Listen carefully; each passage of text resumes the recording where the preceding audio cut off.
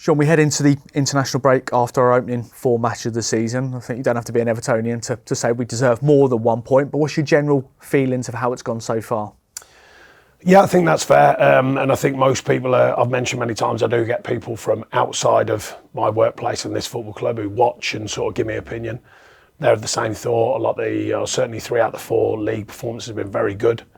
I don't believe we've got the points that we've deserved with them performances. On the other hand, there are details within that of why we haven't got them points, whether it be one end of the pitch taking the high XG count that we've had, 3 out of the 4 games, incredibly high. So that's our responsibility to take them chances. And then the defensive side, mainly details, and that's how important they are, them details in both ends of the pitch. You mentioned about taking those chances. After the frustrations of dominating really against Fulham and Wolves and not getting anything for it, how much of a positive was it on Saturday to score 2 goals away from home? Yeah, positive. A point. They're up for it. Obviously, new back in the division, crowd up for it, and all that sort of stuff. We controlled a large part of it. My frustration is, of course, when we had the real control, particularly after our first goal, we were really flying. I don't want to cry it in too much, but I think it's a penalty that doesn't get given. Especially having looked back at it and the clips, I couldn't look at them at that time, but that's a surprise. Jared Branthwaite being pulled shirts in the box, and these things go against you. That said, for them to go ahead against the feel of the game and then for us to respond so positively was very pleasing, and to really take the game on right the way to the end. And then strangely, Jordan had to pull off a great save to make sure we get a point. So that's how mad football can be, but a strong performance away from home. I was going to mention the incidents that happened in the game.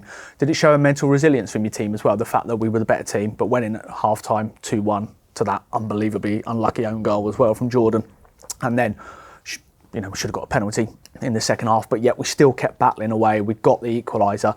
That mental resilience, you showed that at the back end of last season. Is that really important for your squad going forward? I've actually spoken to the players about that, about the growth that comes from them testing times. I mean, they're incredibly tough days, that we had at the end of last season. Incredibly tough on the players, the fans, the whole feel of what we're trying to achieve here. But I said that's got to be locked into you as a player and as a team, because that kind of adversity, and you play through it and you win them games, are really, really tough. And I said, but that builds, it adds layers to your professional understanding of what it is. And I think there's signs we're beginning to use that. It's not just about that, of course, but that aspect of the game. We go 2-1 down at Sheffield United. The response was excellent. The way that we went back at them on the front foot, not just fight you on about, you can fight in different ways, by the way. In the old days, we used to use the word fight like you're all going to run around getting tackles in, headers. The game's changed. The fight now is not only that's important, but about playing.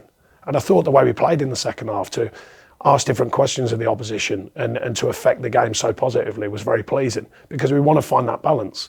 The old school is still there, the fight, the belief, the work, the sweat on the shirt, the belief in what we do as a unit. But equally, the modern thought of playing with a purpose, being intent on how you play, the body language of a performance, the drive to win a game. And I thought that was intact.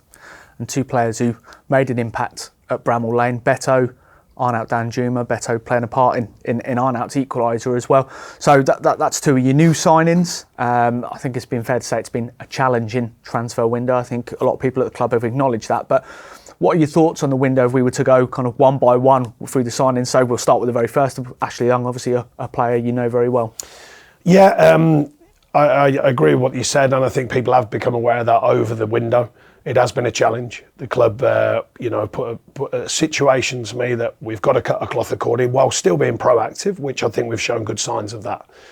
I think Youngie, with his experience, with his professionalism, his calmness as well, his professional standards are off the scale, the way he trains every day, the way he looks after himself. And I think that's of great value to the greater good of what we're trying to achieve, and to his professional, and credit to him. Arnie's coming a bit late. He had to get fit. I've spoken about it. He's beginning now you could see it. 2 games a week last week, worked hard throughout them. The sharpness to press, the sharpness to, fight will come with his deeper ingrained fitness. But also he's shown real good signs of working hard, for the team with the ball, trying to create chances, nicked a couple of goals as well, which is always a good sign, of course. Beto, coming late again, but was more up to speed because he'd been playing himself. I think he's been a breath of fresh air, and I think everyone knows that. Just by the way, not just his performance, just the way he's been. Really wants to go forward with Everton Football Club. Really, his desire to be here. He knew we'd been training that situation for a long time. A tough deal. I must give credit to Kev, working very hard on how that deal can construct. I've mentioned that during this window, because we didn't have pots of gold. Everyone knows that, but how you can construct a deal to make it work. And I think he's been a breath of fresh air just on the way he goes about it. Comes in here, wants to train, wants to play, and I think that's been evident. Still got to get used to the Premier League, but I think by his performance is a clear sign he wants to do well here and he's hungry to do so. Youssef Chermiti. Youssef, yeah. Different kind of play, you know, and I've mentioned that in the media. There was a lot of noise about, well, why aren't you doing this? Why aren't you doing it? He's a young player. He's learning. He's earning his spurs.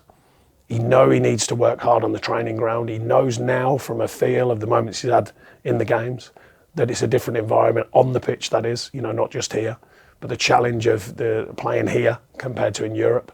But he's young and he's learning. I think he's a talent, and I think he will adapt to what we do, and he'll continue to do so. And a player we haven't seen yet, but hopefully we'll see soon. Jack Harrison as well, the last one. Yeah, look, we were aware of his injury, but we're equally aware of his record in the Premier League and what he can give us. We know he needs a bit of time to get himself right, but he's well on course to do that. So that's pleasing for him. It's a tough one for him coming in, but he's vibrant around the place. Got a lot of he's that type of lad, you know, energetic in just his manner, and we're really looking forward to getting him fit and out there. And players have left the club, and as you say, that was inevitable with the situation that we find ourselves in as well. Yeah, I mean, look, we didn't want to lose players. You know, there was a lot of noise of people coming out of contract. We couldn't re-sign them all. It's just a simple fact. It's a business fact. So we had to pick and choose where we could. We had to then use any savings made on the wage bill that then can go into the new players coming. So there has to be a balance to that, of course. And then when you think of like Alex with a year left, I take great value in what he gave to me. I can't speak at the time before that, but what he gave to me and the team when I've been here. Didn't want to lose that player, but at the end of the day, it was a very, very substantial fee for a player 1 year left on his contract. So, you know, some of these things are the things that we've had to learn about the reality of the situation and learn to cut our cloth accordingly. It's the easiest way of putting it, you know, manage the best side of the business as well as the team. And that had to go into the melting pot. And of the 5 players who did come in, they're all long-term targets, or, you know, obviously Ashley's a player that you know, as we mentioned as well. So how important was it that all of them were hungry to play for Everton? Yeah, I think it's a big factor because you want players who want to be at a club, you want them to be in-house at the club, and you want them, if they're coming in, to be at the club. You want them to adapt to the challenge, you want them to be positive with the challenge. And I think we've got a clutch of players there who are. I think when they're all fit, amongst others who are getting fit, and I'm sure we'll go on to that, the squad starts to look more rounded. It's been very stretched. I mentioned at the weekend, whilst it's so stretched, and I think it's fair, I always put some of the kids on the bench, but we're stunting their development as well at times when we get so stretched. So they had a game for it. We had to get them game time because they're missing it. Finding that balance. After this window, this international window, we're very hopeful there'll be players coming back fit, which I'm sure we can mention now. Just before we go on to that one, so the window may be closed in the Premier League, but still open in some leagues around the world, which has led to speculation for the likes of Demarai Gray. Demarai put out a post at the weekend, so just your thoughts on that and response to it. Yeah, I mean, it's an unfortunate one because I try and keep our business side of what we do in-house, but the players sometimes make it known their thoughts on situations, whoever that's to.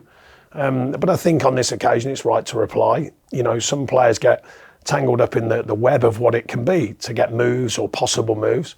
Demarai made it clear that he felt that he was getting a move, and he told us that a move was done, which was interesting to hear that from a player. We reminded him of the truth of the fact that no move's done without this club say so. You know, that's the truth of it. You know, we look after these players, we look at all the different ways of looking after them. Mental health and well-being is big, the tactics, the technical, the physical. We look at all of that for all of these players. And we look after them. And when it comes to a time like that, and then you go, well, hang on a minute, you know, you made it clear you didn't want to train, you didn't want to be here, and there was a move that apparently, he said was a done deal. We said it's not a done deal because this club is the most important. This club will make decisions on the future of you as players, not just that player, all the players, not the other way around. I think it's right to let our fans know that that's the truth of this football club, because the one thing I know for sure, and I've mentioned this many times, I have to earn my spurs here. We took a step, not just me, but we all took a step forward. We're getting it over the line last season. This season, I'm still earning my spurs. We haven't got a win yet. I'm not naive, I know that. I think we've played well, but we haven't got a win. There's always question marks. But one thing I know from a lifetime in football, as I'm also a custodian. While I'm a manager, I'm a custodian. And while I'm here, just to be clear, the badge, the people and the club will always be above everyone. Players, staff, myself, the badge, the people and the club will always be above everyone.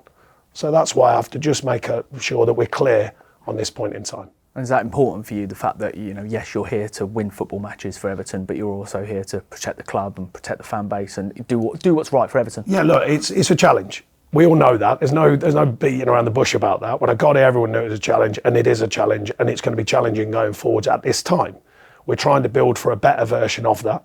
But the custodian part, I've always believed it when I was captain inside, playing my part in the team view, if you like, not just my own view of me as an individual. And when I became a manager, my goal was always to give back to the players, give them the things that I felt that I didn't always have, add in the modern technology, the modern analysis, modern ways of working, but also the old-fashioned things, pride, work rate, work ethic, belief, all these things are still important. So we've been trying to encapsulate that and bring it all together. So that's important about the custodian side of things, looking after the club and leaving it in a better place, come what may. I think we're beginning to do that. But of course, while you're doing that, you have to win games. And that's still the focus amongst all these other things, and keeping that unity from off the pitch into the fan base and the belief. Being clear again, the badge, the people, the club, that is always the bigger picture for me.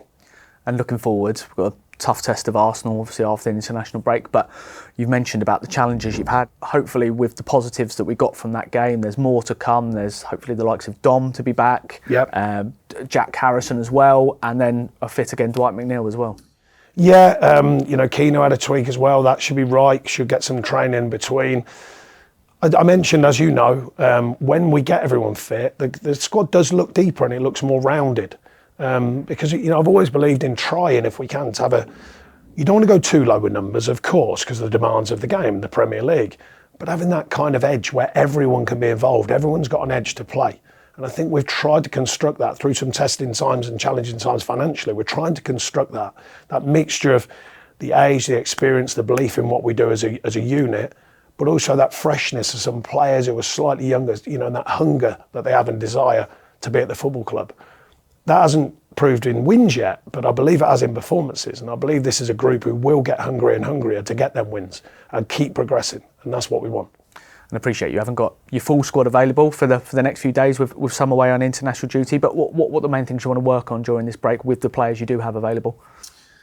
Well, we've got to make sure that we keep them active. We've got to make sure we keep them fit. We've equally got to give them some rest time. Obviously, the Arsenal game's been put back a day, so hopefully a couple of the international players may get an extra day when they come back. Because people get it. It's amazing playing for the countries, of course, but it still is active time, whereas the other players get a few down days and a bit of rest. That's still important. They know they'll be working. They know that. They get a few days off, and like I say, the internationals back in the group, and hopefully some of the injuries back in the group, and some game time in between as well to make sure them injuries are clear, ready for the next game and the next challenge.